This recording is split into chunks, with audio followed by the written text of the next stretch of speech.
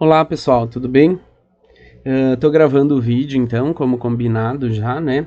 Pra gente dar continuidade aí no nosso assunto de torre de resfriamento, então, que é uma aplicação aí da umidificação e desumidificação que a gente já viu na nossa aula e na nossa transmissão online também.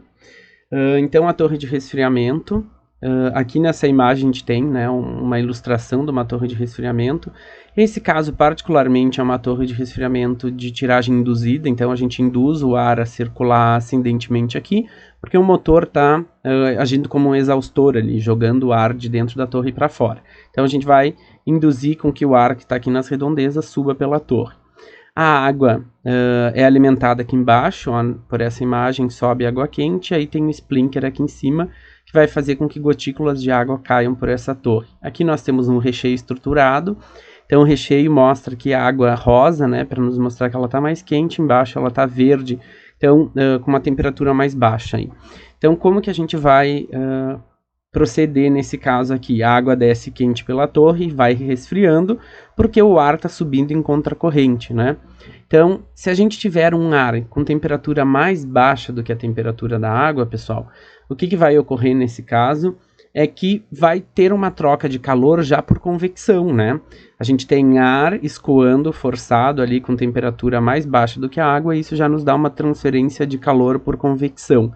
Mas, mais significativamente, o que ocorre nesse caso é o efeito de evaporação por resfriamento, né? Ou resfriamento evaporativo, melhor dizendo. O que é o resfriamento evaporativo? É aquilo que a gente sente quando está com o nosso corpo úmido, saiu da piscina, saiu do banho e circula ar por nós, né? Se esse ar tiver com uma baixa umidade, o que vai acontecer? O ar vai tentar se umidificar. Para se umidificar, a gente precisa transformar a água líquida em água a vapor, e aí a gente precisa ceder calor latente, né? Precisa de calor latente para essa mudança de fase.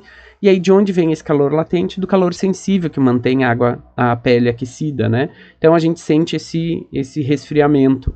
É o que ocorre nesse caso também. Então o ar frio vai trocar calor por convecção, e aí também ele vai se umidificar, então vai ter o efeito de resfriamento evaporativo, que vai ser bem significativo nesse caso.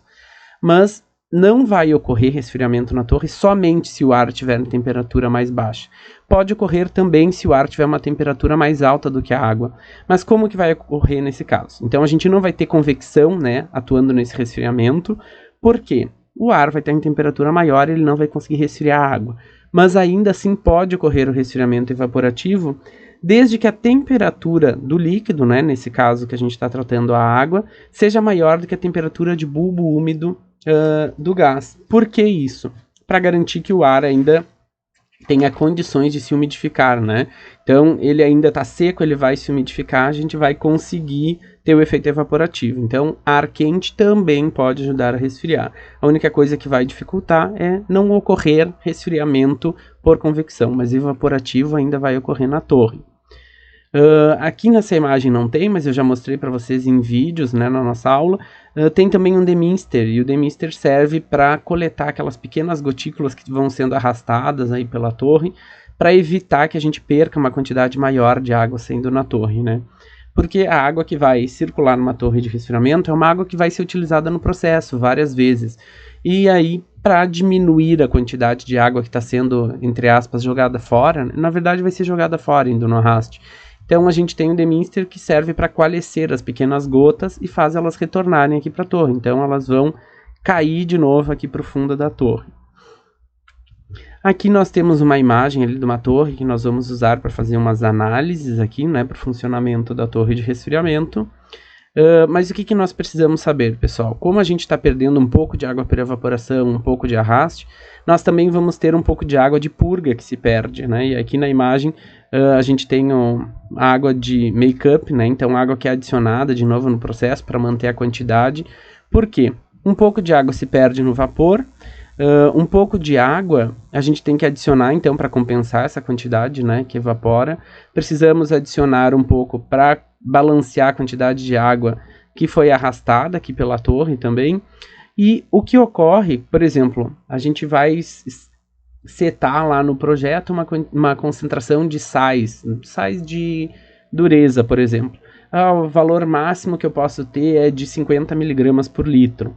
E aí então a gente tem uma água ali com 45, né? E aí a gente passa essa água quente depois na torre, evapora um pouco arrasta, chega lá embaixo, a água fica em 55. Quando a gente passar de novo na torre, isso vai subindo, né? Porque a gente está diminuindo a quantidade de água cada vez mais. Então a gente adiciona uma água a mais na torre para manter o nível ali. Se eu tinha 1000 litros por segundo, com uma concentração máxima de 50, daí eu passei 3 vezes na torre, eu já estou lá com 900 litros por segundo, então já diminuiu bastante. O que acontece? O sal não passa para a fase de vapor, aumenta a concentração, né? Diminui a quantidade de solvente, aumenta a concentração. Então a gente adiciona uma água nesse processo, porque um pouco vai ter que ser purgado. Então, como aumentou muito a concentração, a gente tira essa água de alta concentração e adiciona uma água com baixa concentração. E aí a gente mantém mais ou menos naqueles 50 miligramas, que seria a especificação de processo, né? Então a gente tem uma água de reposição, né, na torre, uma vazão de água de reposição vai ser igual à quantidade estimada que é perdida na evaporação, mais a quantidade que foi perdida no arraste, mais a quantidade de purga, então a quantidade de alta concentração. Eu tirei 50 litros por segundo, então eu vou com uma concentração de sais alta, eu adicionaria 50 litros por segundo, né, que seria igual à quantidade de purga, só que de uma água com baixa concentração de sais, para eu manter mais ou menos aquele meu nível de concentração. Então seria mais ou menos essa a equação que nós temos. Como que a gente vai saber a purga, pessoal? Tem um número de ciclos que a água pode executar ali na torre, né? Então eu tenho o meu CR aí nessa equação, N é o número de ciclos, né? O CR, que é o denominador, a gente tem então a concentração da água que é reposta, que circula na torre. CP é a concentração limite. Quando chega naquela concentração eu tenho que purgar. Então a relação entre a concentração de purga e a concentração de reposição, né, ou de água que circula, vai me dar o número de ciclos que eu posso fazer na torre para depois executar a purga. Então a gente vai fazer um balanço de massa para esse caso aí. Nós temos uma torre ali entrando um QR, que é a nossa vazão de purga, aqui, desculpa, de reposição, vazão de reposição, com concentração de água na reposição. Está saindo aqui da nossa torre uma vazão de purga com uma concentração de purga, e a água de arraste também vai estar saindo com a concentração de purga nesse caso, né? Então, a gente fazendo um balanço ali das entradas, a gente tem QR e CR, né? Aqui entrada, vazão de reposição com concentração de reposição é igual vazão de purga vezes concentração de purga mais vazão de arraste vezes concentração de purga.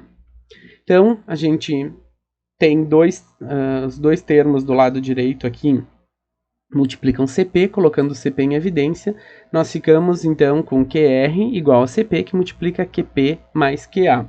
A gente pode isolar essa equação de duas formas, né? Então, isolando por CP, nós temos CR dividido por QP mais QA, ou isolando também CR, nós ficamos com CP, QP mais QA, dividido por QR. Como nós sabemos que o número de ciclos é a relação entre o CP e o CR, então nós podemos substituir esses dois ali na equação, né? Então nós vamos ficar com... eu vou vou substituir aqui o CP, né? Que é QR, QP mais QA, então substituindo aqui o CP.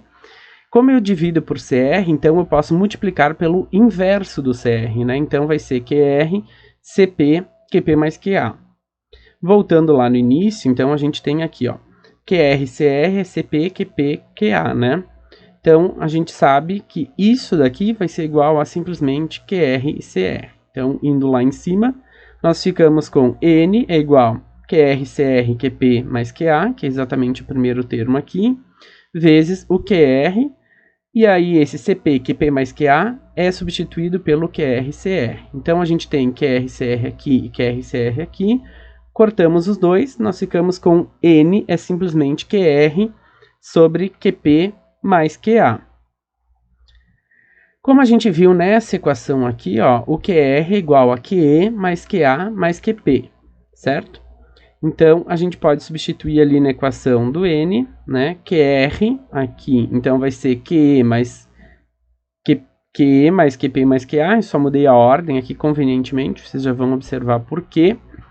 Então, eu fico com QP mais QA, separando esses dois aqui, a gente fica QP mais QA mais o QE, dividido por QP mais QA. Isso daqui eu posso cortar, fica 1, né? Mais o QE dividido por QP mais QA. Então, a gente tem essa forma de equação. Ou, para nós descobrirmos a quantidade de purga, né, a vazão de purga, a gente pode isolar o QP e ficaria QE sobre N menos 1 menos QA. Então, essas são as equações que a gente tem aí para usar. Essas são as vazões que são necessárias se analisar. E aí nós temos as equações para o número de ciclos em função das concentrações, ou para o número de ciclos em função das vazões, ou a vazão de purga em função do número de ciclos e das outras vazões. Certo? A partir de agora, então, nós já podemos fazer o nosso exemplo 4. O exemplo 4 fala: calcule a vazão de água de reposição em uma torre de resfriamento, operando com um reciclo de 3.000 metros cúbicos por hora, na temperatura de 40,2 graus Celsius, que retorna ao processo a 28,5 graus Celsius. A concentração de carbonato de cálcio na alimentação é de 45 ppm e a concentração máxima do projeto foi de 160 ppm. Então, coletando os dados aí, nós temos uma vazão de 3.000 metros cúbicos por hora. A temperatura, então, de entrada da água é 40,2 graus Celsius. E ela vai retornar ao processo, né? Então, ela vai ser resfriada até 28,5. Então, esse valor ali de 40,2 é um T com subíndice E, né? Que é a temperatura de água na entrada. Então, a gente tem uma concentração de projeto, né? Desculpa, a concentração de água é 45 ppm e o máximo que a gente pode admitir para esse projeto é 160, porque, por exemplo, vai ter precipitação ou vai incrustar, então tem a especificação de projeto é de 160 ppm, que é o nosso CP, né? Quando chegar em 160, a gente tem que purgar e fazer diminuir de novo essa vazão.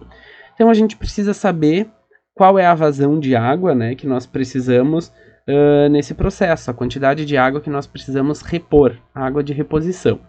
Então, com as equações que vocês têm na apostila, nós podemos começar a determinar isso. Primeiro, nós vamos calcular o número de ciclos, né, que a gente vai precisar desse dado também. Então, o número de ciclos seria a relação entre o CP e o CR, como nós vimos anteriormente. Nós teremos um número de ciclos de 3,55. Então, a equação que nós temos para calcular a água de evaporação, ela tem aproximadamente 0,15% da vazão de reciclo por grau Celsius de resfriamento. Então, o grau Celsius de resfriamento é o ΔT que nós temos entre a temperatura de entrada e a temperatura de saída. Então, a equação fica: vazão de evaporação é 0,0015, né, porque seria 0,15%, vezes a vazão que circula na torre, vezes a variação entre a temperatura de entrada e a temperatura de saída. Nós já temos todos esses valores, né? Então, substituindo aqui a vazão 3.000 metro cúbico por hora, e aí nós temos aqui a diferença entre as temperaturas. A água entra 40,2 e sai 28,5. Nós vamos encontrar uma vazão de água evaporada de 52,65 metros cúbicos.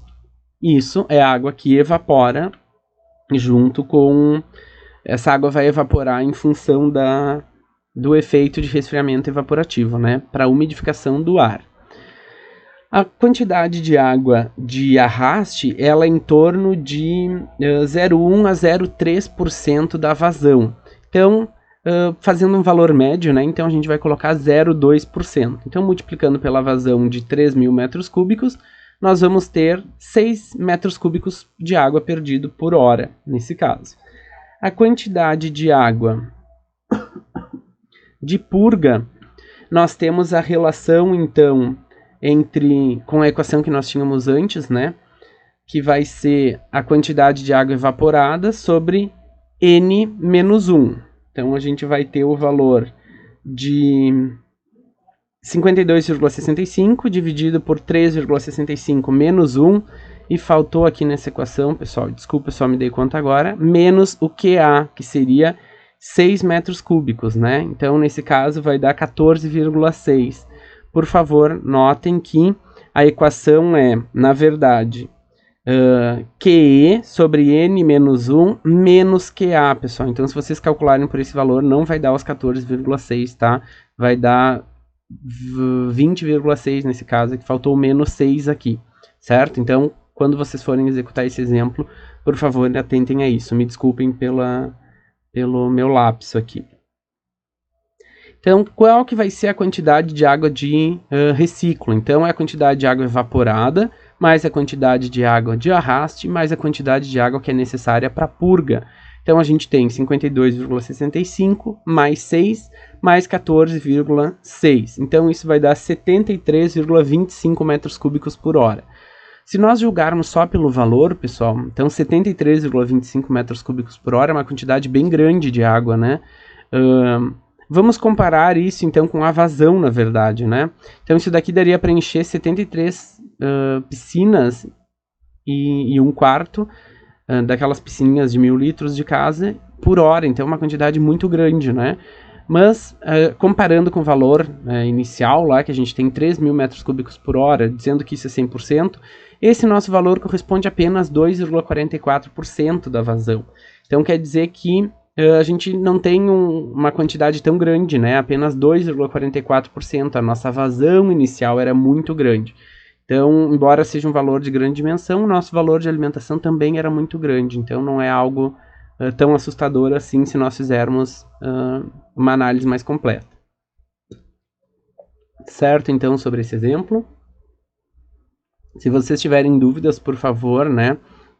Deixem nos comentários, postem no Classroom para que eu possa atender vocês melhor. Ou no nosso grupo no WhatsApp também. Ok, pessoal? Nós vamos passar para o tópico 11 e 12, né? Que é o dimensionamento das torres de resfriamento. Então, nós vamos executar direto um balanço entálpico para uma seção bem estreita da coluna, com uma altura Z, que é o que aparece ali naquele desenho que nós temos. Então, para uma seção muito estreita da torre, com uma altura ΔZ, o balanço energético vai ser a nossa vazão de gás S, né? Esse gás com subíndice S é o gás seco, né? A gente está tirando umidade, não considerando que ele tem umidade. Vai ser proporcional à variação de entalpia, que vai ocorrer nesse caso, né? E a gente vai ter do outro lado, então, um diferencial de vazão, porque a gente vai ter uma diferença de vazão no líquido, né? E a variação de entalpia, que também nós observamos nesse líquido. Então, de modo geral, seria isso. Por que a minha vazão de líquido ali, que é o L com um apóstrofo em cima, por que ele está dentro da diferencial e no gás seco não? Porque, na verdade, a vazão de gás seco é constante ao longo da coluna, a vazão de líquido não. Como nós acabamos de fazer o exemplo 4, a gente observava que tinha uma diferença de vazão, né, no líquido. Mas no gás, se nós considerarmos gás seco, não. No gás úmido, sim, porque ele entra com baixa umidade e aí, à medida que ele vai subindo, vai aumentando. Mas o que é um gás úmido? O ar úmido, no nosso caso, é o ar seco mais a umidade. Então, está aumentando só o teor de umidade. O gás seco continua sempre a mesma vazão. Então, por isso que ele está fora da diferencial nesse caso. Bom, o que seria a variação da entalpia para o gás úmido, no caso, né? A variação da entalpia para o gás úmido seria... teria ainda o complemento, né, da variação de umidade que a gente observa aí no vapor e a entalpia em uma temperatura de referência, né? Então, a entalpia para o gás úmido, a gente encontra lá na carta psicrométrica, né? Então, a gente tem que considerar a presença de umidade. A entalpia do gás seco seria somente um valor tabelado de entalpia, né? Ou numa tabela termodinâmica, por exemplo, se nós encontrarmos dados para mistura do ar, sem umidade. No caso de nós trabalharmos com ar úmido, a gente precisa considerar o teor de umidade, né, e a variação de entalpia que ocorre na vaporização, de acordo com uma temperatura aí de referência.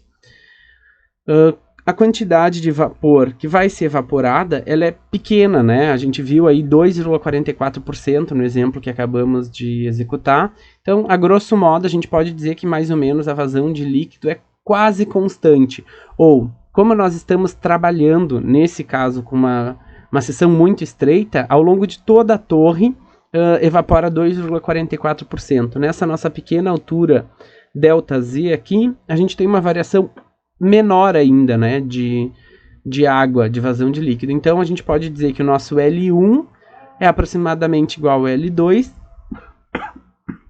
e nós vamos chamar isso apenas de L', né? Então, fazendo essa análise, equação 1 lá, nós temos depois a execução de um balanço de energia global nessa nossa torre de resfriamento. Então, escrevendo o balanço, a gente tem nessa seção aqui, a gente tem GS' com entalpia 1, né, vamos chamar o nosso ponto 1, mais o líquido que está descendo aqui, né, que a gente vai chamar só de L', porque a gente considerou que o líquido não vai variar. O líquido entra na seção 2 aqui, então, com entalpia no estado 2, entalpia do líquido, né, porque vai ser, nesse caso, água. Aqui a gente vai sair com o gás em cima, né, gás seco, a entalpia que o gás sai aqui, e aí depois aqui o líquido com a entalpia na seção 1, na seção de baixo dessa coluna. Então, igualando essa nossa equação a 1, né, que é a equação que nós temos ali em cima, a gente fica com... GS, né? Teve um passo intermediário que eu acabei não digitando aqui. Passando esse GS para cá e colocando o GS em evidência, a gente ficaria com HS2 menos HS1 com GS que multiplica, e aí nós temos L, e aí substituindo com a equação que nós temos do CP, que é CP ΔT, a gente ficaria com o L do outro lado. Aí o GS já passou dividindo aqui embaixo, então a gente ficaria com variação da entalpia, vai ser igual a L sobre GS, e aí a gente tem CP e a variação de temperatura que nós observamos na nossa coluna. Eu acabei esquecendo um passo intermediário aí, pessoal, então se ficar muito confuso, vocês podem tirar dúvida comigo disso, tá? Porque agora eu percebi que realmente acabou ficando confuso para eu explicar, porque não tem todos os passos aí na minha dedução aqui no slide. Extrapolando isso, então, para qualquer ponto da nossa torre, a gente vai ficar, então, com HS1 menos o HS, L', CPL' dividido pelo G, que é a nossa vazão de gás, e a diferença de temperatura que se observa aí para o ponto 2, 3, 4, 5, para qualquer ponto da nossa torre. Certo? A partir disso, então, nós vamos ter a resolução do exemplo 5. Então, nós vamos executar novamente um balanço para a torre na execução desse exemplo 5. Então, a gente vai ter a primeira etapa toda para execução desse balanço, né? Vai ser a primeira coisa que vocês vão ter que fazer nos exercícios de torre de resfriamento. Essa equação não vai estar pronta, por exemplo, nas provas, nas avaliações de vocês têm um trabalho e uma prova para fazer. Então, é importante que vocês acostumem aí na resolução da lista de exercícios depois, sempre fazerem a dedução do balanço, certo, pessoal? Então, o exemplo 5 nos diz assim: do condensador de uma central térmica saem 20.400 kg por segundo de água, então isso é a nossa vazão de líquido, né? A 35 graus Celsius, isso é a nossa temperatura de entrada na torre. Essa água vai ser resfriada até 25 graus Celsius numa torre de resfriamento.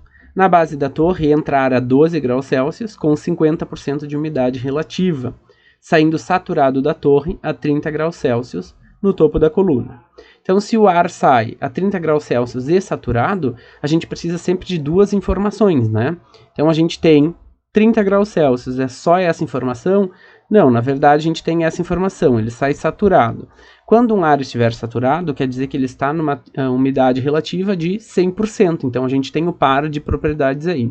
Saturação, né, que é umidade relativa de 100%, e temperatura de 30 lá no topo da coluna. O que é pedido? A corrente de ar de resfriamento, então a quantidade de ar que a gente vai alimentar na torre, né? O GS, e a corrente de água de reposição que nós vamos inserir na nossa torre de resfriamento. Então, a gente vai ter essa torre aí, eu desenhei essa torre para vocês fazerem as deduções. Então, a gente vai, esse pontilhado verde aí nos mostra o nosso volume de controle, onde que vai ser feita a nossa análise para o balanço entálpico e para o balanço de massa. Então, só setorizando aí os pontos para a gente se achar bem, né? Nós temos os pontos 1, 2, 3 e 4 aqui na torre. Então, o que a gente tem? No ponto 1 entra água, então vai entrar água quente. Então, nós temos uma vazão de 20.400 kg por segundo, numa temperatura 1, né, T1, porque ela está no setor 1, L, porque é a temperatura do líquido, 35 graus Celsius. Essa água vai sair lá embaixo, no setor 2. Então, vai sair a uma temperatura 2L, porque é o setor 2 e a água está líquida, a 25 graus Celsius. Embaixo, no setor 3, vai entrar ar. Esse ar está uma T3G, então porque é temperatura na seção 3, G porque é gás, a 12 graus Celsius, com umidade relativa de 50%. Esse ar vai sair lá em cima com umidade relativa de 100% e temperatura 4, porque é o setor 4, G porque é gás, de 30 graus Celsius. Na verdade, eu comentei com vocês que é melhor nós fazermos análise para gás seco e umidade. Então, nesse caso, a gente tem aqui, entra gás seco, né? Então, a 12 graus Celsius, e a umidade aqui desse 50% relativo é uma corrente de água, né? A umidade que entra aqui. Aqui embaixo vai sair uma quantidade maior de vapor, né? Porque na troca de calor aí a gente vai acabar umidificando mais o ar, então vai sair uma quantidade maior de vapor lá em cima. Então, os dados que nós temos para o líquido são estes: temperatura de entrada e de saída e a vazão. Para o gás, a gente não sabe a corrente de gás, né? Justamente o que está sendo perguntado. A temperatura e a umidade relativa na entrada. E nós temos a temperatura e a umidade relativa na saída. Eu coloquei só o U ali, pessoal, né? Mais um erro que eu observei aqui. Então, é o R3 e o R4, tá? Não são umidades absolutas, são umidades relativas que nós temos nesse caso. Então, fazendo um balanço, eu vou executar o balanço como saídas igual a entradas. Então, quais as saídas eu tenho aqui da minha torre? Eu tenho L2, né, que é a corrente de água aqui embaixo, vezes a entalpia dessa água, né, porque a gente tem, vai ser um balanço entálpico, então corrente é massa por tempo, entalpia é energia por massa, então isso daqui vai me dar energia no tempo, né, então vai dar um balanço de energia. Repetindo, L2 é corrente de vazão, então é massa por tempo. Entalpia é energia por massa, então massa com massa, corta, a gente vai ficar energia por tempo, né? Então, isso daqui é um balanço entálpico. Então, aqui embaixo a gente tem a água, com a entalpia, que a água sai nessa temperatura. Aqui nós temos a saída de gás seco, então GS4, porque é o gás seco no setor 4, vezes a entalpia do ar seco no setor 4. Aqui também sai vapor, ó, então vou chamar vapor 4 vezes a entalpia da água, né? A água na temperatura 4 é igual às entradas. A entrada nós temos L1 aqui em cima, uma vazão de água, vezes a entalpia da água líquida no setor 1, que vai ser a entalpia da água nessa condição, vai sair, isso, aqui na entrada, vai sair aqui, vai entrar aqui embaixo gás seco na condição 3, vezes a entalpia do ar seco na condição 3, e também está entrando vapor de água com uma entalpia da água nessa nossa condição 3, então, certo? Bom, se nós vamos falar de ar seco, então o GS3 é igual ao GS4, que é igual a simplesmente um GS, né? Porque se é gás seco, o ar seco, ele não vai se alterar, a vazão vai ser sempre a mesma. Então, a gente vai substituir em toda essa equação aí, onde tem GS4, GS3, nós vamos substituir só por GS. Então, vamos ficar com essa equação aqui. Depois, nós vamos, então, dividir toda essa equação por GS. Então, a gente vai ficar com L2 sobre GS, multiplica entalpia. Aqui a gente tinha GS dividido por GS, fica só entalpia. Então, vapor 4 por GS vezes a entalpia, L1 sobre GS vezes a entalpia. Aqui nós tínhamos já GS, dividindo fica só a entalpia.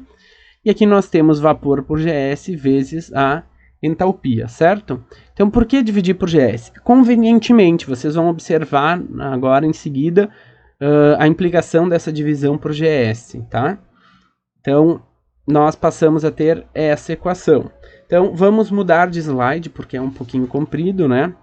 Eu vou copiar em cima essa mesma equação, e aí, analisando, então, a equação que nós obtivemos depois de dividir por GS, aqui a gente tem líquido, corrente de líquido por gás. Então, isso daqui é um padrão é um índice para operação da nossa coluna, né? Então, a gente tem uma determinada vazão de líquido, vai precisar de uma determinada vazão de gás, né? Para ocorrer aquele resfriamento. Então, isso é um parâmetro de operação da coluna. As entalpias, né, estão relacionadas à energia, a quantidade de calor que se troca, né? Mas a gente tem algo aqui bem interessante, ó. Nós temos V sobre GS, V sobre GS. Então, o que é esse V? V é a quantidade de vapor, a massa de vapor que está entrando na nossa coluna. Nesse caso, é uma vazão, então é a massa de vapor por tempo, dividido por GS, que é a massa de gás seco por tempo. Essa divisão aqui anula os tempos, né? Fica massa de água por tempo, dividido por massa de vapor por tempo, corta os tempos, fica massa de água por massa de ar seco. Se vocês relembrarem na aula que eu expliquei a carta psicrométrica, o que a gente tem nessa divisão de massa de água por massa de ar seco? É exatamente a umidade, né? Umidade absoluta é massa de vapor de água por massa de ar seco. Então, V sobre GS é umidade. Então, vamos reescrever essa equação considerando isso. Nós vamos ter L2 sobre GS vezes entalpia igual, entalpia do ar seco igual, massa de vapor pelo GS vai me dar umidade. Então, isso daqui se transformou em algo que a gente já conhece. Mesma coisa aqui, isso se repete, só que nesse caso fica a umidade absoluta no setor 3 da nossa coluna. Então agora vocês perceberam por que houve a divisão pelo GS? Porque me transforma isso daqui em algo mais fácil, que é a umidade absoluta, e isso daqui me transforma nesse índice, né, L sobre GS, que é um parâmetro de operação para a nossa coluna. Tranquilo até aí? Então nós vamos agora executar um balanço de massa só para a água no nosso volume de controle. Então, nesse tracejado verde aqui, vamos fazer um balanço de massa. O que nós vamos ter? Entrada, nós temos L1 e V3, né, o vapor que entra no setor 3. Saída, nós temos L2 aqui e o vapor de água que nós temos lá em cima no V4. Então, como nós já fizemos antes, nós vamos dividir por GS também. Então, fica L1 sobre GS mais o 3, né, que a gente já viu no passo anterior ali. L2 sobre GS mais o 4, certo?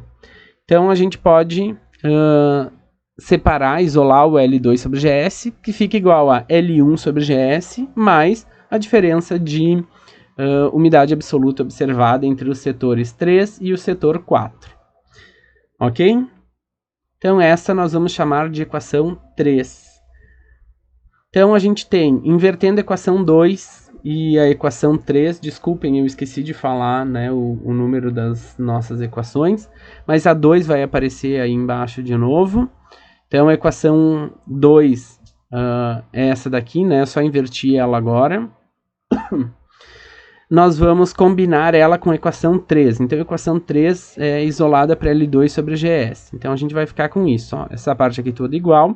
Em L2 sobre GS, nós substituímos esse termo, L1 sobre GS, mais a variação de umidade, multiplicado pela entalpia, e aí os demais termos permanecem iguais, certo? Então, agora a gente vai ter L1 sobre GS, entalpia da água líquida no setor 1.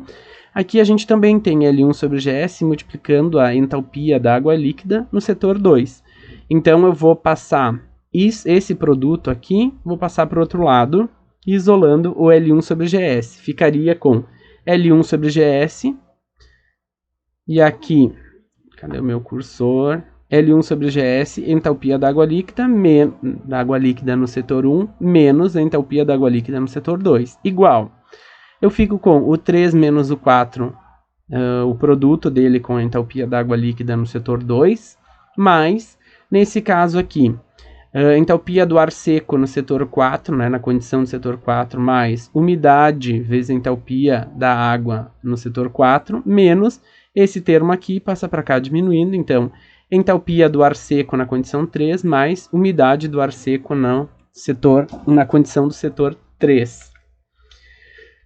Isolando, então, nós vamos ter a equação 4, finalizamos a dedução. Então, L1 sobre GS igual, todo esse lado aqui da equação passa a ser o numerador, e a diferença entre as entalpias d'água no setor 1, que é na entrada, e na saída, passa a ser o denominador, certo?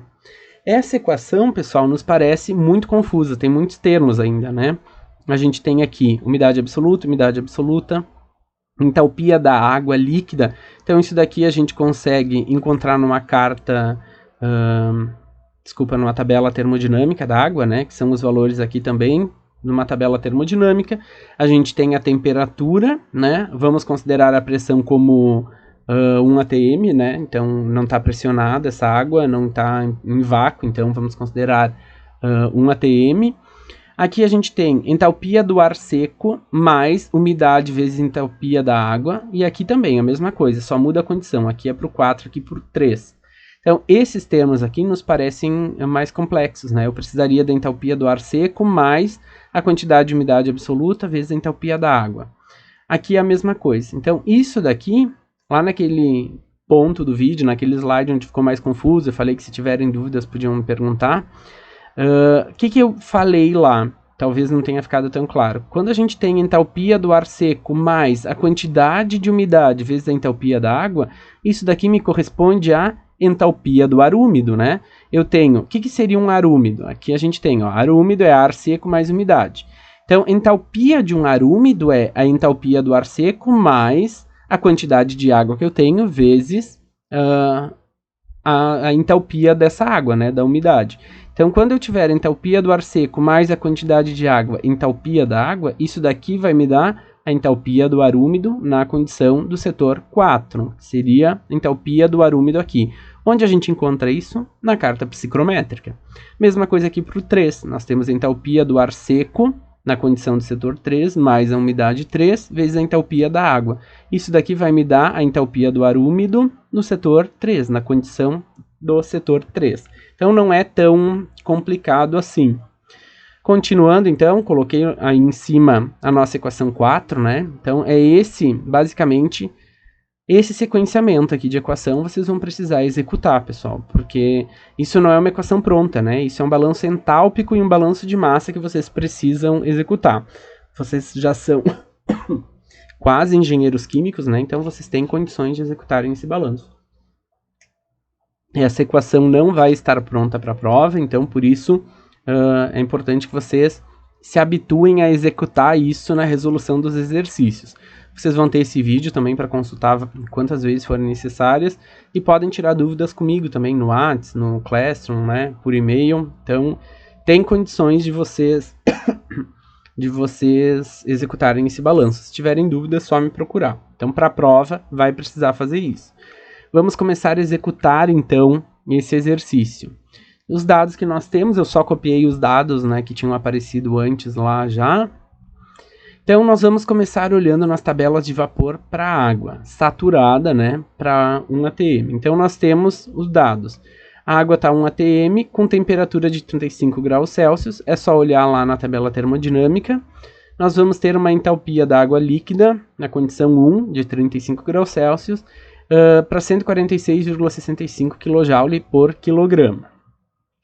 Na condição 2, nós vamos ter 104,86 kJ por quilograma. Então, são esses dados que a gente precisa copiar das tabelas termodinâmica de vapor da água.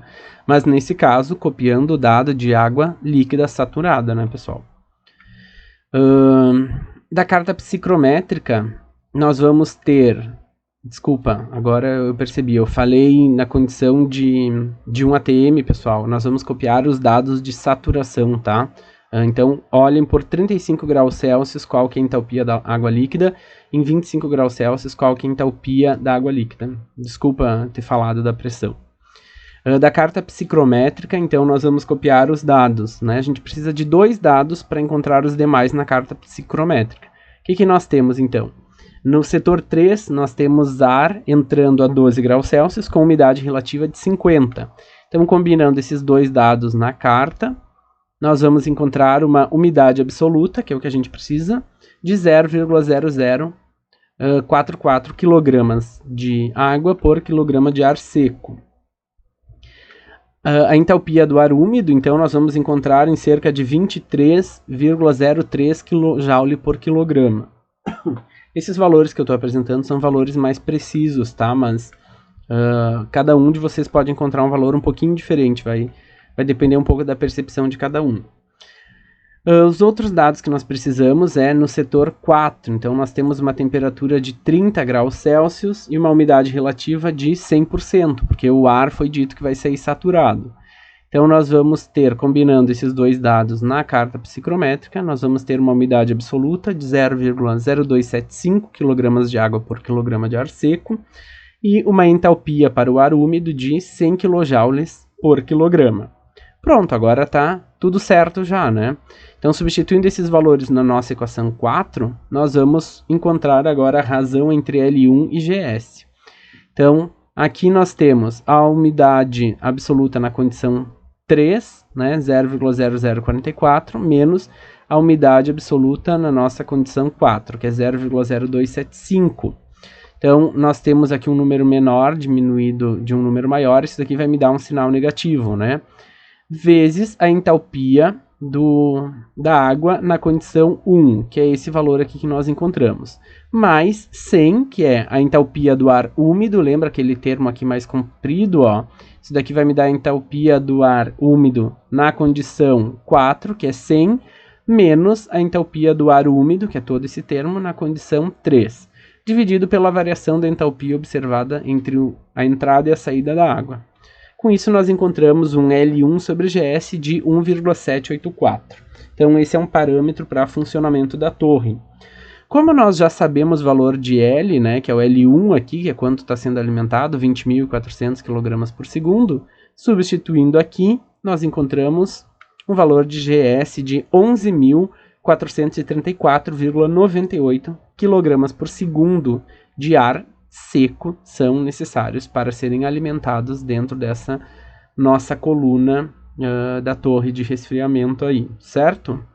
Eu acredito que a parte mais complicada, talvez inicialmente agora, depois vocês vão observar que não é difícil, é fazer o balanceamento energético, né, e de massa para chegar na equação 4 que nós temos ali em cima. Depois é só copiar os dados e substituir eles, certo? Analisando lá o enunciado do nosso exemplo 5, pedia para nós calcularmos, então, a quantidade de ar, né, necessária para esse caso e a água de reposição. Essa água de reposição, pessoal, é a água de reposição devido à quantidade evaporada. Então, a quantidade evaporada vai ser a diferença entre o L1, que é a quantidade de água que entrou na torre, e o L2, que é a quantidade que saiu, né? Então, com isso, nós vamos determinar quanto de água foi evaporada na nossa torre. Então, nós vamos ter a letra B, vai ser o L1 menos o L2. Então, partindo daquele balanço de massa que nós executamos, então nós temos essa equação, L1 sobre GS mais umidade absoluta 3, é igual a L2 sobre GS mais umidade absoluta 4, certo? Nós isolando o L1 e o L2, fica L1 menos L2 sobre GS é igual a U3 menos U4.